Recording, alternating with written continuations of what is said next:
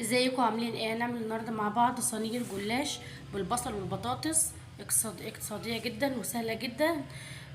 يلا بينا نشوف عملناها ازاي. في الاول كده انا معايا زيت سخن على النار، شويه من الزيت.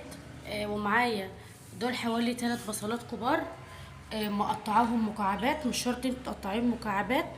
ممكن جوليان برضو. انا دلوقتي عايزه اكرمل البصل ده، فما الزيت يسخن هنزل بالبصل وهنزل بمعلقه سكر كبيره على البصل، وخلي على طول ايدك في البصل عشان ما يتحرقش. انا عايزه اكرمله، فكل شويه قلبي كده علشان بس خاطر ايه البصل ما يتحرقش معانا.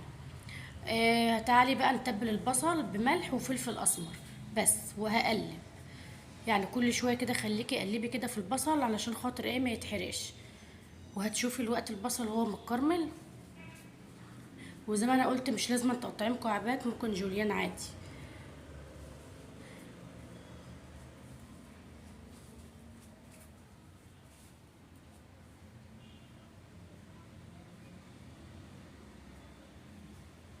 خلاص كده البصل اللي كرمل معانا، يمكن هو واضح شويه.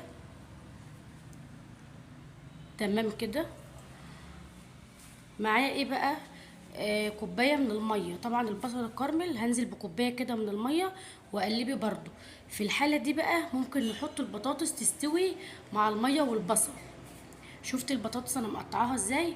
رفيعه جدا جدا علشان خاطر ان هي ما تاخدش معانا سوا كتير، وتقدر ان هي تستوي على طول.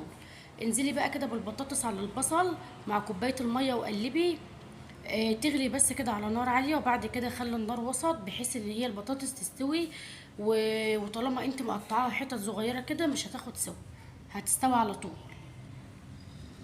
قلبي بقى وغطي عليها، بس برضو كل شويه خلي البطاطس وعودي برضو قلبي فيها علشان ما تتحرقش معاكي. تعالي بقى نملح البطاطس. برضو شويه فلفل اسمر، نص معلقه كده، ونص معلقه من الملح، ونص معلقه 7 بهارات. بس كده، انا ما حطيتش اي بهار تاني. حابه تضيفي من عندك اي بهار تاني مفيش مشكله، بس هو كده تمام جدا وطعمها كان زي الفل. خلي برضو ايدك فيها كده وقلبي على طول. اول ما تنشف كده معانا، نشفت كده شويه من الميه. معايا هنا فلفل اخضر متقطع برضو لمكعبات صغيره، هنزل بيها كده. وممكن برضو يكون فلفل الوان، وممكن يكون فلفل حامي زي ما تحبي. ده فلفل رومي اخضر متقطع لقطع صغيره، برضو هحطه. وافضلي قلبي قلبي كده على طول لما الفلفل يدبل معانا، وبعد كده طفي النار على الحشوه الجميله بتاعتنا دي. انا هنا بقى معايا ايه؟ معايا هنا لفه من الجلاش، ومعايا نص كوبايه سمنه مسيحاها على النار. او مش حابه السمنه علشان خاطر السمين وكده، ممكن تستخدمي زيت ذره، نص كوبايه برضه. انا دهنه الصينيه اللي معايا كده زي ما انا قلت بالسمنه او بالزيت. هاخد ورقتين ورقتين وهحطهم في الصينيه كده، وهرش وهعمل كده رشه خفيفه كده بس من الزيت او السمنه اللي معايا. وهفضل احط ورقتين بورقتين، خلف خلاف، لحد ايه ما اخلص نص الكميه، نص كميه الجلاش في الصينيه. وبعد كده نحط الحشو. تمام زي ما تكوني بتعملي جلاش باللحمه بالظبط، بس ده الفرق يا جماعه ان هو اقتصادي مفيش لحمه، يبقى هتعملي جلاش بالبطاطس والبصل. وهقول لك على حاجه كمان، يعني لو انت مثلا عازمه حد في رمضان، عندك ضيوف وعامله اكتر نوع، كذا نوع من اللحوم مثلا، وحابه تغيري الجلاش او تغيري حاجه جديده، هتقدري تعملي الوصفه دي. جلاش بالبطاطس بجد رهيب رهيب، جميل جدا جدا، وطعمه حلو قوي قوي قوي، ومش مكلف. كلنا عندنا بطاطس في البيت، بس هي لفه الجلاش اللي هتجيبيها بس ب10 جنيه او ب15 جنيه.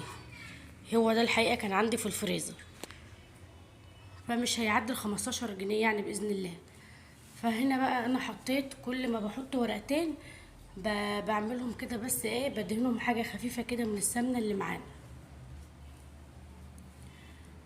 لحد ما هعمل نص كمية الجلاش. خلاص هاتي بقى الحشوة الجميلة اللي خلصت معانا اللي احنا عملناها، جميلة جدا. انا مش عايزة اقول لكم، انا ولادي قبل ما احط الحشوة دي كانوا منها كده كتير. طعمها جميل جدا حقيقة. وصفة تستاهل التجربة، جميلة جدا. كتري بقى الحشو معاكي بزياده، كتريها عشان تديكي طعم احلى، تبقى طعمه بصراحه، وكانت فعلا طعمه جدا. هي عجبتهم قوي لانها هي سهله واقتصاديه وبديل اللحمه.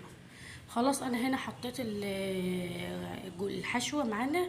برضو زي ما عملت في الخطوه الاولانيه هعمل في الخطوه التانية، اللي هي ايه، برضو هاخد بقيه لفه الجلاش واحط برضو ورقتين بورقتين خلف خلاف كده لحد ما اخلص كل الكميه. بس قبل ما اشتغل في الخطوه التانية، نص الجلاش اللي انا عملته وبعدين حطيت الحشوه وبعدين حطيت ورقتين من الجلاش هتني كده لجوه لبره كده، عفوا هتني الحروف بتاع الجلاش لبره.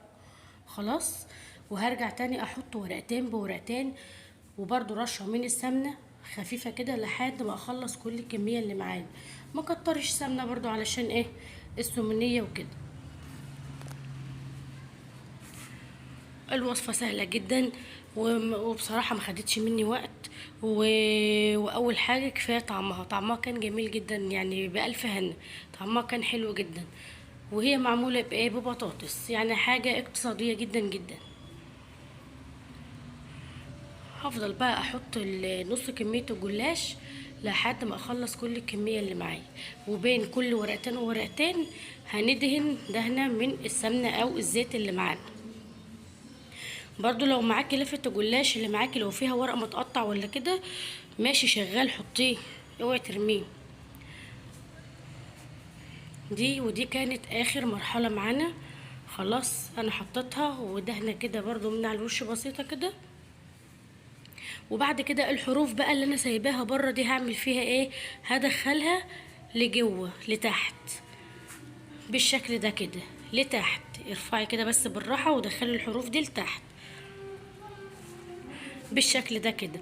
وبعد كده بقى هتقدري ان انت تجيبي سكينه وتقطعيها، قطعيها بقى قطع مربعات، قطع مثلثات، براحتك خالص زي ما تحبي او زي ما انت بتحبي تقطعيها قطعيها. انا هنا عملتها مثلثات كبيره، انا حبيت كده افضل، فانت تقدري تقطعيها براحتك بقى.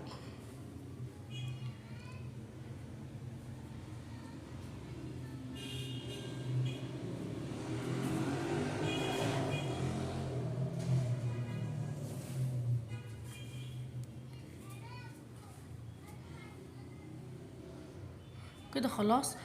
هنا معايا اخر خطوه اللي هي دهان الوجه. انا هنا معايا بيضه عليها رشه من الفلفل الاسمر. ربي البيضه كده كويس، كوبايه الا ربع من اللبن، قلبي كده كله مع بعضه كويس واسقي جلاش الجميل بتاعنا ده. طبعا الخطوه دي اختياري، بس انا بفضل الخطوه دي عندي على طول، بحب احطها حتى ما بعمله بلحمه، بحب احط الخطوه دي ليه، بيطريها معايا وبيخلي طعمها وبيديها هشاشه وبتبقى تحفه جدا. خلاص كده هسيبها قاعده في التتبيله دي حوالي كده 5 دقايق وادخلها الفرن على درجه حراره 180. هتطلع بالشكل الخرافي اللي انت شايفاه قدامك ده، وبالف هنا وشفا.